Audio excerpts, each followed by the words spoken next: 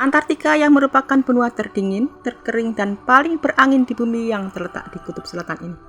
Benua ini hampir seluruhnya tertutup lapisan es yang menyimpan 90% air tawar beku di dunia dan dianggap sebagai gurun karena curah hujannya sangat rendah. Dan Antartika ini tidak memiliki negara tetapi diperintah oleh sistem internasional melalui Traktat Antartika.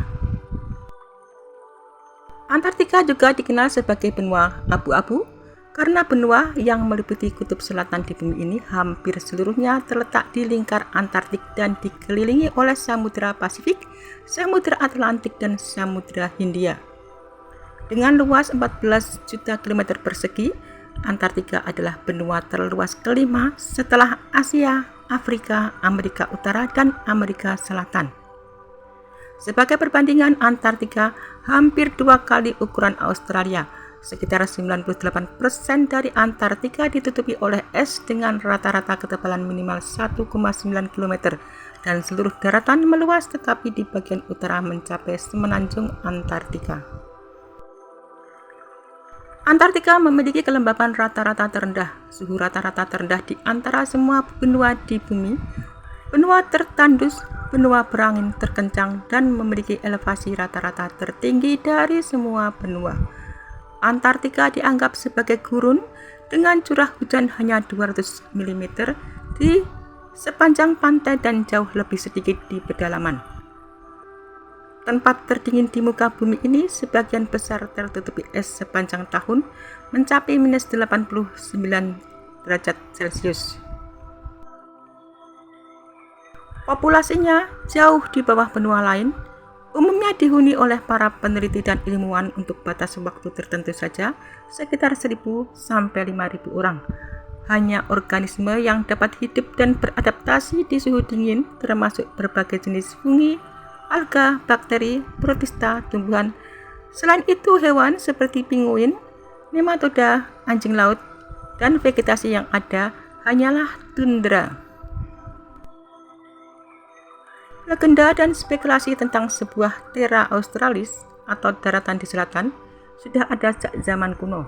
Penemuan benua yang pertama kali diterima umum terjadi pada tahun 1820 dan pendaratan yang pertama tercatat pada tahun 1821.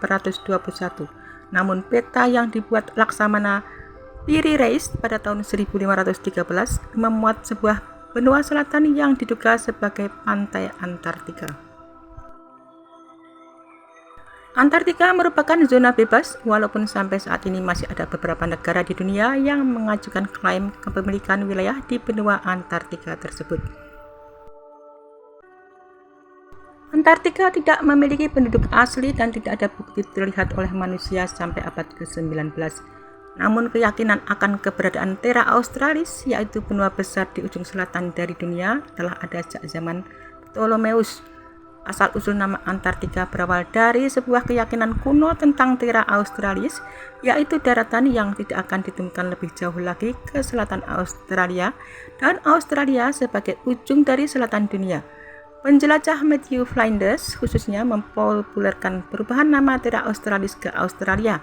Dia membenarkan sertifikasi dalam pendahuluan bukunya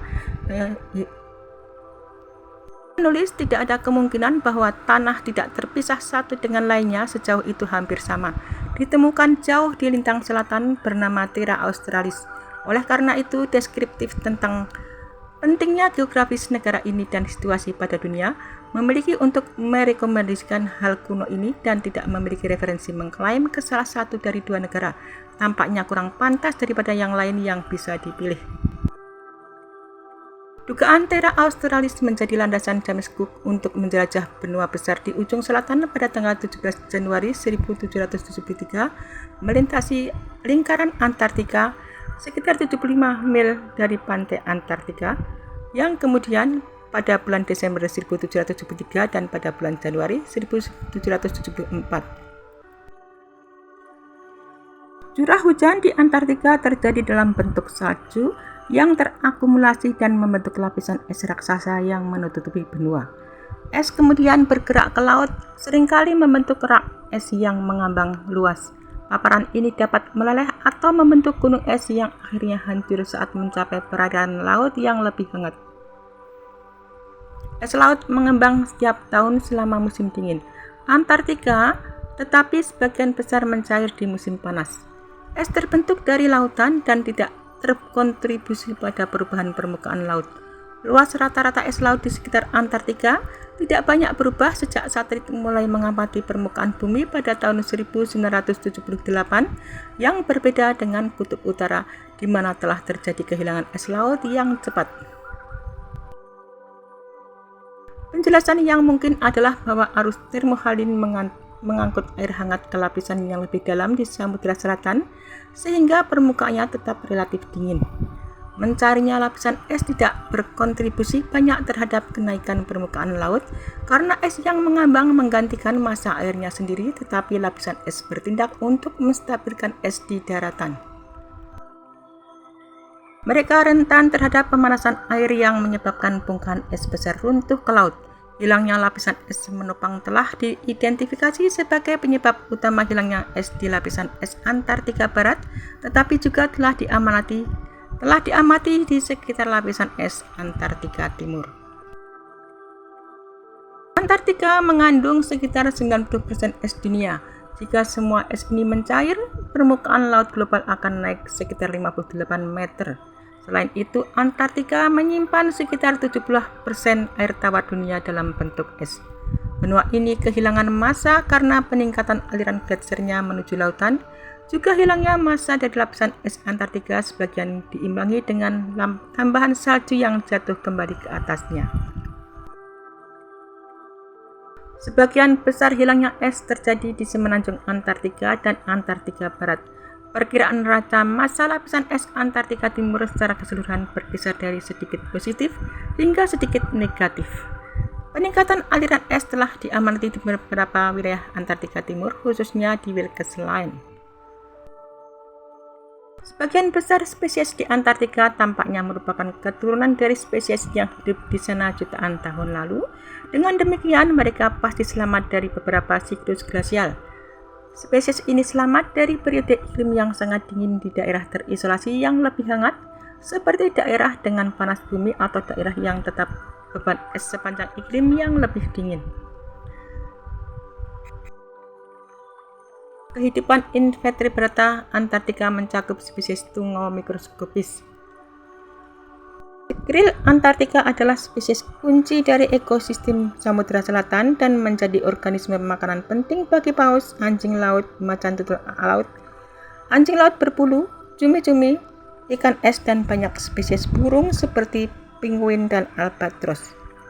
Beberapa spesies hewan laut ada dan bergantung secara langsung atau tidak langsung kepada fitoplankton. Endapan batu bara, hidrokarbon, biji besi, platinum, tembaga, kromium, nikel, emas, dan mineral lainnya telah ditemukan di Antartika, tetapi tidak dalam jumlah yang cukup besar untuk diekstraksi. Pada tahun 2017 ada lebih dari 4.400 ilmuwan yang melakukan penelitian di Antartika dan jumlahnya menurun menjadi lebih dari 1.100 di musim dingin. Ada lebih dari 70 stasiun penelitian permanen dan musiman di benua itu. Yang terbesar adalah stasiun McMurdo milik Amerika Serikat yang mampu menampung lebih dari 1.000 orang. Geologi terutama mempelajari tentang lempeng tektonik, meteorit, dan pecahnya Gondwana. Glasiologi mempelajari sejarah dan dinamika es yang mengambang, salju musiman, gletser, dan lapisan es. Biolog selain meneliti satwa liar, mereka juga tertarik pada seberapa suhu rendah dan kehadiran manusia mempengaruhi strategi adaptasi dan kelangsungan hidup organisme.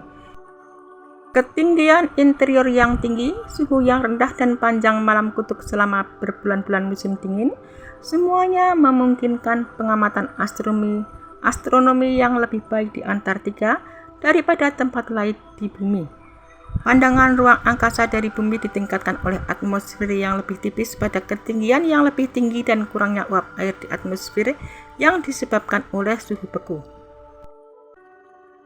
Antartika menyediakan lingkungan yang unik untuk mempelajari meteorit, gurun kutub yang kering mengawetkannya dengan baik, dan meteorit yang berusia lebih dari 1 juta tahun telah ditemukan. Mereka relatif mudah ditemukan karena batu meteorit biasanya berwarna gelap di lanskap es dan salju.